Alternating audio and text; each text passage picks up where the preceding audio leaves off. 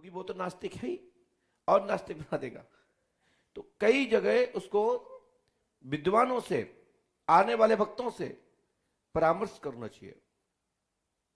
इससे क्या होता है, आत्मशक्ति मिलती है, आत्मविश्वास मजबूत होता है, श्रद्धा मजबूत होती है। हमारे यहां जो भी पूजन अनुष्ठान या विधि कोई भी बताई जाती है, उस पर कहा जाता है यदि कोई भी हमारी पूजा, हमारी कोई विधि, हमारा कोई तरीका आपको बताने का गलत लगता है तो टोकिएगा, क्योंकि हम आपके गुरु हैं और आप हमारे शिष्य और भक्त हैं। यदि उसमें हमारा अनित होगा तो आपका ही अनित है, क्योंकि आपकी भक्ति यहां से जुड़ी है। जैसे हम आपके गति अवरोधों को जानकर आपके जीवन के विकास और प्रकाश की कामना करते हैं, ऐसे भी अपने तीर्थ के लिए, पंडोकर धाम के लिए हर संभव अपना दिमाग लगा करके सहयोग करना चाहिए। ये नहीं कि नहीं हमें क्या करना है, हमें जितना समझ में आता है मैं उतना सुधार देता हूं, जितना समझ में नहीं आता उसको समय आने पर समझ में आएगा तो मैं सुधार दूंगा। लेकिन पंडोकर साहब का दरबार यही भी नहीं कि जो मैं बता रहा हूं कि पूर्णता हुआ सत्य है। 99% मैं प्रयास ये करता हूं कि पंडोकर धाम में आया हुआ व्यक्ति कोई भी खाली हाथ ना जाए। आत्मविश्वास रखता हूं कि 101% पंडोकर धाम से प्राप्त कर ही लौटता है। ये हमारा आत्मविश्वास है। कितना परसेंट? 101%। प्रयास मैं यह करता हूं कि 99% पंडोकर धाम से सभी की कामना पूरी हो। और मेरा विश्वास तो 100% रहता है कि 100% ही आदमी धाम में जो आते हैं, नियम पूर्वक यहां का विधान करते हैं, तो 101% सफलता प्राप्त होगी। मुझे अभी कहीं से ज्ञात हुआ है, जानकारी प्राप्त हुई है, एक सज्जन बोले पंडोकर सरकार के सामने बैठते हैं तभी बता पाते हैं। पंडोकर सरकार तो तुम अपने घर में भी बैठे रहो, वहां से बताने की दम रखते हैं। और रहा गुरु शरण की बात, तो एक प्रतियोगिता कर लो, पता लग जाएगा। लेकिन हम जुआ सट्टा खेलते नहीं और जुआ सट्टा पे विश्वास भी नहीं करते। और जुआ सट्टा लगा के आने वाले व्यक्ति को मैं एक झटके में हरा दूंगा। क्यों हरा दूंगा? क्योंकि मैं जुआड़ियों का साथ नहीं देता। दरबार की मान प्रतिष्ठा पे बात होगी तो छोड़ेंगे नहीं। दम है तो अपनी योग्यता को पूरी लगा लो। बताने की बात तो यह है कि आप जो सोचा भी नहीं होगा वो अभी बताने की दम रखता हूं। यदि वास्तविक में इज्जत मान प्रतिष्ठा वाले होंगे तो चुल्लू भर पानी में डूब के भी मरना पड़ सकता है। यदि नकटे होंगे तो पहुंच पांच के बैठे रहो, हमें कोई दिक्कत नहीं है।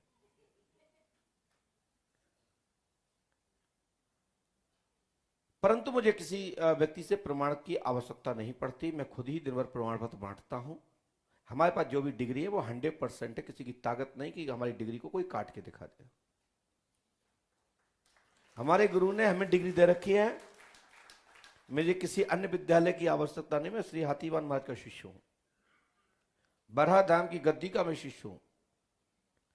और संभव मैं प्रयास यही करता हूं कि मेरे कारण मेरे पूज्यपाद सदगुरुदेव भगवान श्री हाथीवान महाराज का नाम खराब ना हो। जितना मुझे अनुभूत होता मैं उतना ही बताता हूं। शेष नहीं जानकारी मिलती मैं नहीं बताता, चाहे अच्छा लगे या बुरा लगे। लोग यही तो कहेंगे गुरुजी ने हमारे बारे में नहीं बता पाया। नहीं बता पाया, बिगाड़ लो। क्या बिगाड़ रहे? क्या बिगाड़ लोगे? और बता दूंगा और फिर वो काम नहीं होगा तो जरूर मेरा बिगड़ जाएगा। इसलिए मैं संभव यह प्रयास करता हूं जो हो सकता है मैं वो ही बताऊं, और जो ना होने वाला हो उस पर मौन ही रहूं तो अच्छा है। पंडोकर साहब का दरबार आने वाले सभी भौतिकवादी, भौतिक समाज के लोग मेरे पास आते हैं, जिसमें वो अपने धंधा बिजनेस से लेकर के, नौकरी चाकरी से लेकर नेता राजनेता बनने तक के लोग भी पंडोकर धाम आकर के हनुमान जी को शरण में आते हैं, उनसे प्रार्थना करते हैं, राजपाट मांगते हैं और अपने विकास का कामना करते हैं और अपने शरीर निरोग काया मांगते हैं। कई बार लोग हमसे पूछते भी हैं तो मैं बताता हूं कि प्रेजेंट वर्तमान की स्थिति यह है। इस स्थिति में वर्तमान में आप आगे चल रहे हैं, आप पीछे चल रहे हैं, आप बगल में चल रहे हैं, आप बगल में चल रहे हैं। आप फलाने से सावधान रहिए, आगे बढ़िए, सफलता का मंजिल नजदीक है या कितनी दूरी पर है वो आपको एक जीपीएस की तरह मैं बता देता हूं। पंडोकर सर का दरबार किसी भी व्यक्ति को व्यक्तिगत पक्षपात नहीं करता। जो दरबार में आएगा बताएंगे, चाहे अच्छा लगे या बुरा लगे। श्री पंडोकर सरकार त्रिकालदर्शी देव दरबार में जिसको भी आज तक पर्चा दिया गया हो, काम नहीं हुआ, किसी प्रकार की दिक्कत है, कोई गति अवरोध है, तो पूछिएगा, मैं बताने के लिए तैयार हूं। परंतु हमने जो बताया वह नियम से भी करें। कल एक बेटी आई थी, मैंने देखा होगा, मैंने पर्चे के दरबार के पश्चात मैंने एक पर्चा लिखा था। मैं बहुत कम लिखता हूं, उसमें मुकेश गुप्ता जी का थोड़ा संकेत हुआ कि ये पर्चा देखना है। तब मैंने वो 3 पर्चे बनाए, तो वो 3 पर्चों को मैंने बस उतारा है, क्योंकि समझाया नहीं है आपने। यदि समझाया होता तो वहां पर पर्चा उसी को रीड करने की मुझे आवश्यकता नहीं थी। लेकिन उस पर्चा में स्पष्ट लिखा है कि आपको अमुक नाम की प्रथम स्त्री को स्थान देना पड़ेगा। अब तुम गए घर की बीवी को, घर की पत्नी को, घर के मां बाप को पीपल के नीचे बैठा लिया है? जब दूसरे के पति को छुड़ाकर उसके तुम पत्नी बन सकती हो, जब वो तुम्हारे पति की पत्नी थी, और ऐसे कल तुम भी मर जाओगी, तुमको भी कोई आगे पुलिया के पास बैठाते चलेगा क्या?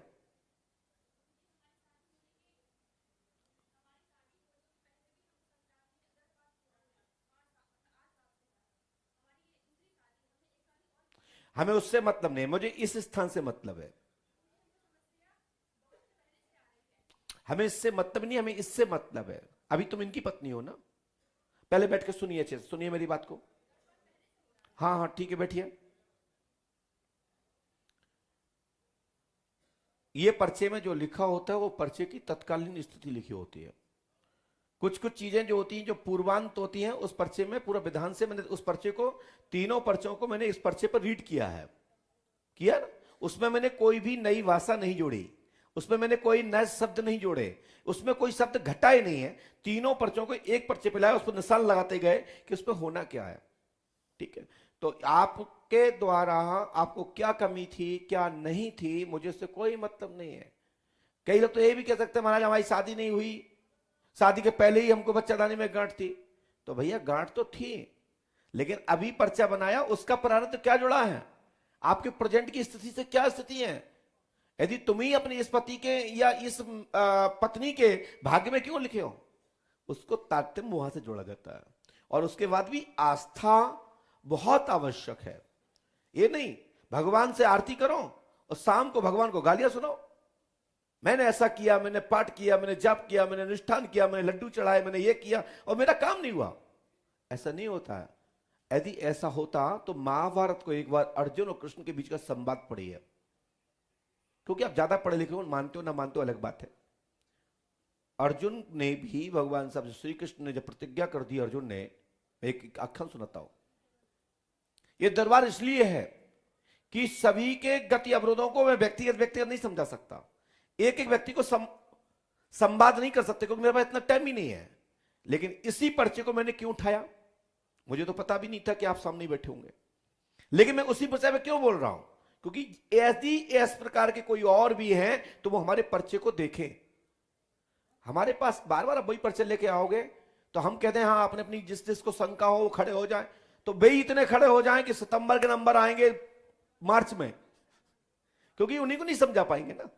मेरा तात्पर्य कहने का यह होता है, जो गति अवरोध होता है, कोई मेरे संवाद में आता है, मेरे स्मृति में आता है, मेरे व्हाट्सएप पे आता है कोई पर्चा, या मेरी जानकारी में आ जाता है, तो मैं उस पर्चे को ही प्रतिदिन के दरबार में कोई ना कोई एक आख्यान लेके आता हूं, एक अनुभव लेके आता हूं कि उसमें कारण क्या रहा और उसके में लोग समझे। एक बार किसी दरबार ने मेरे ऊपर कहा कि पंडोकर सरकार, मैं जाते जाते इतने समय हो गए मेरा काम नहीं हुआ, किसी दरबार को बताया, किसी मीडिया वाले को बताया, उनने अपने यहां से समाचार डाला, मैंने उस समाचार वाले से कहा उसको मेरे पास भेजिए। जब देखा तो उस पर्चे में संजय सनम जी के यूट्यूब पर एक प्रचार चल रहा था, पंडोकर सरकार ने कहा मेरा काम नहीं हुआ। मैंने संजय सनम जी से कहा इसका नंबर मेरे पास भेजिए, मैं देखता हूं। जब मैंने देखा उसका पर्चा मंगवाया तो उसमें लिखा था कि 2024 में गर्भधारण होगा और एक लड़का एक लड़की होगी। अब वो बेटी की कहना था कि हम पंडोकर सरकार अमावस्या करने गए 2018 में, लेकिन हमारे यहां जो बच्चा 2020 में हुआ लड़की हुई, लड़का तो हुआ ही नहीं। तो मैंने कहा उस पर्चे में लिखा क्या था? तो पर्चा मंगवाया, उसमें लिखा कि 2024 में जो बच्चा होगा वो जुड़वा होगा, एक लड़का एक लड़की होगी। तो 2020 में कैसे माना जाएगा? योग तो वो है ना। इसके पहले तो अपना नियम से, इलाज से, औपचार से, तरीके से, सिस्टम से, गोद लेके कुछ भी, तो उसमें हमारा दोष कहां है? हमारे पर्चे के अंतर्गत ही आपको उस विधि से चलना है, उस विधि से गुजरना पड़ेगा। मैंने अंदाजे कल भी इस विषय पे मैंने बोला था कि जब भी पर्चा हम बनाते हैं, उस पर्चे की तारीख से मिला करके, उस टाइम को मिला करके, यदि डॉक्टरी भाषा लिखी है तो चेक भला ही करा लो, लेकिन यदि गर्भाधान के लिए बोला है, आईयूआई के लिए बोला है, परगनली के लिए बोला, मदर सरोगेसी के लिए बोला, या कोई अंडे डोनेशन के लिए बोला, या अंडे कहीं और भी डोनेट करने के लिए बोला, या लेने के लिए बोला, तो उस पर्दी में लीजिए। इस बात को अच्छे से दिमाग में बैठाना है। इतने लोग बैठे हैं, अपनी बात रखना अच्छी बात है, लेकिन मानना भी चाहिए। अपना ही दिमाग नहीं लगाना है, ईगो नहीं। आप अपने घर में हिटलरगिरी कर सकते हैं, हमारे सामने नहीं। मेरी ये बाध्यता नहीं है कि तुम मेरे पे हिटलरगिरी दिखाओ। मेरी बात सुनो, समझो, समझ में नहीं आए पूछो, और उसके बाद भी लग रहा है कि नहीं हो रहा है, ये गलत है, तो अपने घर बैठो। बहुत सारे मेडिकल है, हॉस्पिटल है, वहां जाओ। भाई एक ही डॉक्टर के यहां तो इलाज नहीं कराते ना, लाभ नहीं मिलता, दूसरे डॉक्टर के यहां जाइए। लेकिन हमारे हिसाब से चलना है तो श्रद्धा आस्था रखनी पड़ेगी, हमारे पर्चे को बार बार देखना पड़ेगा। हां, इतना जरूर मैं कहना चाहता हूं, यदि किसी का समय नजदीक आ रहा है तो कृपया उस पर्चे की फोटो कॉपी लेकर के एक बार पूछ लीजिएगा, जिससे हम यह बता सके कि आपका काम होने में कहां गति हो रहा है। कई लोग मैं बोलता हूं कि 5 अमावस्या करनी है, तो पहले की गिनती, छठवें की गिनती 6 करना है, पहली वाली मान्य नहीं होगी। 7 जब होंगी तब 5 अमावस्या मान्य होंगी, पहली मिलाकर और लास्ट की मिलाकर 7। पहले की गिनती, छठवें की गिनती, 5 अमावस्या में फ्रेश चाहिए। साथ ही साथ अर्जी नियम से कटवाएं। मूल दरखास्त 2100 की, छोटी दरखास्त 1100 रुपए की, बाकी की 1 रुपए से लेकर के 0 तक आप कटवाइए, मुझे कोई दिक्कत नहीं है, मैं मिलूंगा सब पे। जो दरखास्त का महत्व है वो 2100 और 1100 रुपए की अर्जी का ही है। शेष सब सिस्टम है, चाहे दान दो, ईटा दो, सरिया दो, गिट्टी दो, अपनी पूरा संपत्ति दे दो, वो अर्जी पेशी नहीं है। मैं कितनी बार बोलता हूं नहीं बोलता हूं, उसके बाद भी पंडुका सरकार को पर्ची से क्या मतलब? अरे भाई, तुम्हारे हिसाब से चलेंगे क्या? तुम अपना नियम पूछने हमसे आए हो, नियम अपना निकालोगे तो ये संभव नहीं है, बिल्कुल संभव नहीं। Nothing, Regent, 0। हां, हम जो बताते हैं उसको पालन करना ना करना ये स्व विवेक आपका है, आपका खुद का विवेक है। हम नहीं कहते जो हम कह रहे हैं कि वो 100% हमारी बात मान जाओ, लेकिन यदि मानने आए हो तो मानना पड़ेगा। जहां भी आप चिकित्सा कराते हैं, इलाज कराते हैं, किसी भी जगह जाते हैं तो आप मानते हैं, मानोगे तो कुछ रेजेंट निकलेगा, अन्यथा नहीं। वही अर्जुन के साथ हुआ। श्री कृष्ण जी ने के सामने उनके रथ हाँकने वाले थे, उनके रक्षक थे, उनके साथी थे, उनके ऊपर छाया थी, उसके बाद भी अंतिम क्षण तक भी अर्जुन की हार हो चुकी थी। जब अवमन्यु के वध के पश्चात जब उन्होंने प्रतिज्ञा की, यानी मैं सूर्य अस्त के पहले वध नहीं किया जगत का, तो मैं अपना शरीर अग्नि में संस्कार कर देंगे। अब वो चाहते हैं, कर भी दिया था, पहुंच गए थे, शेष सैया ये सब तैयार हो गया था, बैठ भी गए तैयार होकर के, लेकिन वो चाहते हैं कि जिस भगवान के कारण मैं युद्ध कर रहा हूं वो भगवान के सामने मैं मर रहा हूं। लेकिन अर्जुन कह रहे हैं, सोच रहे हैं ये परमात्मा की इच्छा होगी। लेकिन अंतिम क्षण में भी सूर्य उदय हुआ और वध हुआ, जीत पांडव की हुई। एक यदि हमारे पर्चे का एक दिनांक भी शेष है, 1 घंटे भी शेष है, तो भी गुरु शरण हार मानने वालों में से नहीं है। दुनिया की कोई भी ताकत आ जाए, हमारे पर्चे को पूरब से निकलने वाला सूर्योदय भारत भूमि पर पश्चिम दिशा में नहीं निकलता, उसी प्रकार से हमारा पर्चा भी गलत नहीं हो सकता। बस लिखा हमने है, तब खुद लिख लिया तो कोई गारंटी नहीं। एक सज्जन आए थे मेरे पर्चे को, आज बहुत पुरानी बात है, अभी की घटना नहीं है, 2001 के आसपास की है, 2004-5 के आसपास की है। उनने मेरी तारीखों को चेंज करके 2 लाइनें अपनी बढ़ाई।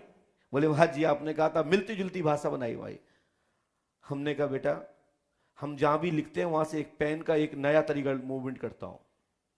हमारे पर्चे पर एक एक निशान भी यदि उस पर लगा है, उसका कोई मतलब है। यदि हमने 2 पॉइंट भी पेन के लगाए हैं तो उसका मुझे पता है कि मैंने लिखा क्या था। तो आप कृपया मेरे पर्चे को लैमिनेशन करा के रखें, और जब भी मेरे से बात करें तो फोटो कॉपी हाथ में होना चाहिए। मूल प्रति आपको अपने घर ही रखना चाहिए। फोटो कॉपी पर्ची को लेके आए, उसमें एक कागज भी पीछे लगा रहा है, कोई भी दस्तखत कर रहे हैं, कुछ कर रहे हैं, या हमें कोई नई विधि बताना है, कोई औपचार नया बताना है, तो हम उस पर टीप लगा सकें। लेकिन हमारा मूल पर्चे पर हम भी टीप नहीं लगा सकते। ये पूज्यपाद सद्गुरुदेव भगवान श्री हाथीवन महाराज का निर्देश नहीं है। एक बार पर्चा बन गया, उस पर्चे पर हम भी उसमें कुछ नहीं लिख सकते। आपने देखा होगा, मैंने कल जो 3 पर्चियां थी, हम देखो मैंने उसमें कुछ लिखा, कुछ जोड़ा? नो, हमने उस पर्चे को पॉइंट टू पॉइंट वो ही उतारा, और हमने तीनों में ये देखा कि फर्क क्या है, तीनों पर्चों के सारांश क्या है।